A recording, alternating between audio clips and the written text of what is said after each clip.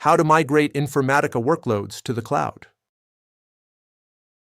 Legacy Informatica ETL pipelines are a primary blocker to migrating enterprise data warehouses and data lakes to the cloud.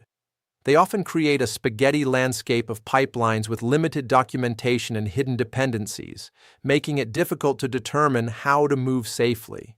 Most organizations feel they have only two choices: maintain their legacy Informatica footprint or undergo a massive manual re-implementation on a cloud-native framework. When done manually, both options are slow, risky, and expensive. Next Pathway changes this with automation. Crawler 360 scans your Informatica estate to map lineage and end-to-end data flows, so you know exactly which pipelines feed your downstream systems.